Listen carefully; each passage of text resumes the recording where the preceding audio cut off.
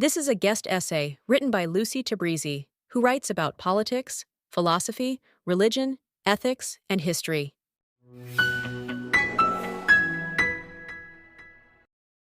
Nazi symbols surface at pro-Palestine rallies often enough to be alarming.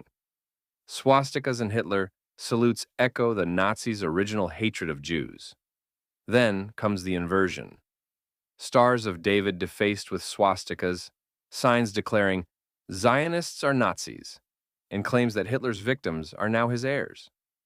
Pointing out the roots that grew into the Palestinian movement is not the same as accusing everyone who supports Palestinian civilians of being a modern-day Nazi. Compassion for people in war zones is natural, essential even. The problem comes when compassion has no context. When empathy is hijacked into a legacy, few realize they are carrying on. In the West, after World War II, Hitler became our stand-in for the devil, the shorthand for absolute evil. Politicians are branded fascists, immigration crackdowns likened to Nazi roundups. Even a jeans ad accused of Nazi undertones. We see it everywhere, yet miss it in its purest form. Hitler salutes aimed at Jews, swastikas on schools, synagogues, and businesses. Mobs attacking Jews in broad daylight, often in the name of a quote-unquote free Palestine. The peak of absurdity is the claim that Zionists are Nazis. It is not an exposure of fascism, but a continuation of it. A lie first forged by Nazis, repackaged by Soviets, and passed down ever since. In reality, Hitler despised Zionism because it gave Jews a path to self-determination, the exact opposite of his final solution. To understand where this began, we have to start with the moment the Palestinian leadership sealed its alliance with Hitler. Picture it. Berlin, 1941.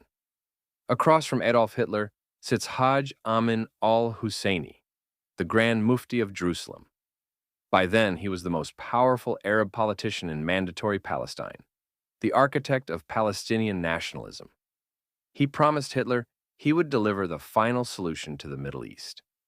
Hitler told him that once his armies advanced, Germany's sole objective would be the destruction of the Jewish element in the Arab sphere. This relationship was years in the making. In 1933, just 2 months after Hitler took power, al-Husseini rang up the German consulate in Jerusalem to congratulate him. That same year, the Nazis revealed they had established direct contact with Arab leaders in Palestine, hoping to adapt the Nazi program to the Holy Land. As Jeffrey Herf documents in Nazi Propaganda for the Arab World, they wanted to export anti-Semitism to the Middle East and found willing partners. Throughout the 1930s, the Mufti was busy imitating Hitler's playbook. His followers built parties on the Nazi model, and all Futua youth drilled in uniform, saluting like the Hitler Youth. By the late 1930s, Berlin was funneling funds to the Mufti's revolt. Hundreds of Jews were killed. The goal was clear: strangle the Jewish homeland before it was born. The 1939 British White Paper shut the doors of British Mandate Palestine to Jewish refugees just as the Holocaust began. For Jews inside Europe, it was a death sentence. For Jews in British Mandate Palestine, abandonment. In desperation, underground Jewish groups like Irgun and Lehi struck back with violence inside Palestine. Once the war began, the Mufti doubled down. From Berlin, he praised Germany's definitive solution to the Jewish scourge, urged Muslims to drive out Jews, broadcast propaganda calling for their murder, and helped recruit thousands into Waffen-SS units. Berlin urged a so-called holy war, and demonstrations in its support were recorded. Arab sympathy for the Nazis was anything but isolated. By then, the Arab Higher Committee under al-Husseini was steeped in Nazi rhetoric. In drafts and appeals to Hitler, the Mufti urged that Palestine and other Arab countries be allowed to solve the problem of the Jewish elements by the same method Germany was using in Europe. In June 1941, Baghdad erupted in the Farhud, a Nazi-inspired pogrom where mobs murdered, looted, and raped Jews. Across parts of the Islamic and European worlds, Jews were long forced to wear distinctive dress or badges. The Nazis revived this as the Yellow Star. In 1944, the Nazis even parachuted operatives into Palestine under the Mufti's command, with orders for sabotage and espionage. Haj Amin. Al-Husseini's collaboration was so blatant, he was wanted for war crimes after 1945. Yet, he slipped the noose at Nuremberg and returned to the Middle East, not disgraced, but hailed as a hero. As Europe buried its Nazi legacy in shame, it was only just beginning in the Arab world. During World War II, and in its immediate aftermath, the Palestinian Arab leadership saw annihilating Jews and annihilating the prospect of a sovereign Jewish state as virtually the same goal. With war looming, the Arab side was reinforced by veterans of fascist brigades from across Europe, including SS men, Wehrmacht soldiers, and ex-Nazis, who later joined the fight when Israel declared independence. And the pipeline didn't end in 1948. The Nazis' ideological heirs in the region were the Muslim Brotherhood. They blended Islamic hostility to Jews with imported Nazi anti-Semitism, translating Mein Kampf and the Protocols of the Elders of Zion into Arabic and pumping them through schools and mosques. Hassan al-Banna, the Brotherhood's founder, idolized Hitler so much he had Mein Kampf, meaning my struggle, translated under the title My Jihad. The Nazis trained his followers and funded the Brotherhood until it swelled to hundreds of thousands, eventually over 1 million. Al-Husseini himself was deeply involved, hardwiring Nazi anti-Semitism into the Brotherhood's DNA. From this soil, Hamas grew.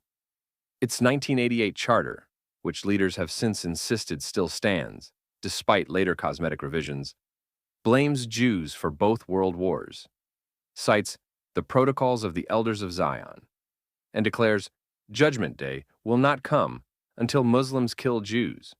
At rallies, its members chant about Muhammad's army slaughtering Jews, sometimes even praising Hitler by name. Is it any wonder Hitler's salutes and Nazi imagery appear among their Western counterparts and under the Palestinian flag? In captivity, Hamas forced at least one Jewish hostage to dig his own grave, a ritual lifted straight from the Holocaust and filmed by Hamas itself. The same activists who cry Nazi at a jeans ad had nothing to say. The message has not changed. Finish what the Nazis started. It should shock no one that Mein Kampf has circulated widely in the Palestinian territories, ranking high on Palestinian bestseller lists in the late 1990s, and still found in Hamas hideouts, annotated and studied. The same imagery now spills into Western streets, history repeating itself under the noses of those protesting Israel's quote-unquote genocide, with slogans first penned by fascists. What they chant today was once the language of Hitler's Europe, now revived without irony in London, Sydney, and New York. The Iranian regime continues to export anti-Semitism, and its proxies still act it out openly. Instead of reckoning with this history, much of the movement has swallowed a different story entirely. That it was Zionists, not Islamic leaders, who collaborated with the Nazis. This inversion relies on two shaky pillars, and the evidence against them is overwhelming. The Havre Agreement of 1933 was no alliance, but a desperate escape route. It gave 60,000 German Jews one of the only legal pathways out of Europe. It wasn't collaboration any more than negotiating with Hamas today to free hostages would be. It was about survival. As for Leahy, the Stern Gang, they were a fringe of a few hundred fighters. Twice they tried to reach out to Nazi Germany, and twice they were ignored. German policy documents made it clear. No Jewish state under any circumstances. Strengthen the Arabs instead. The Nazis would never have partnered with Jews of any stripe. The idea that Zionism equals Nazism didn't spring from history, but from propaganda. It was floated by the British in 1945, taken up by the Soviets in the Cold War, and carried into the Arab world.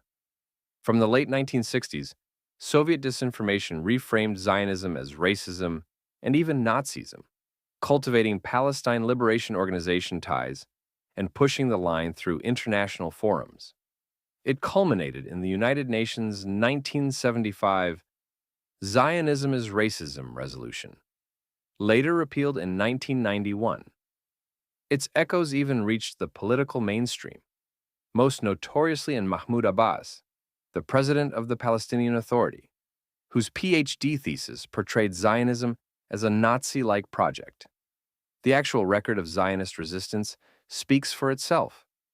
From the Warsaw Ghetto Uprising to the Bielski Partisans, Zionist youth groups formed the backbone of Jewish armed resistance across Europe. In Palestine, the Haganah cooperated with the British against Hitler, while the Irgun declared a truce from 1940 to 1944. About 30,000 Palestinian Jews enlisted in the British Army, many in the Jewish Brigade Group.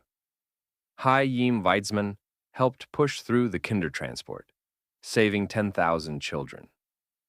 Yet the lie that Zionists were born from the Nazis now passes as protest.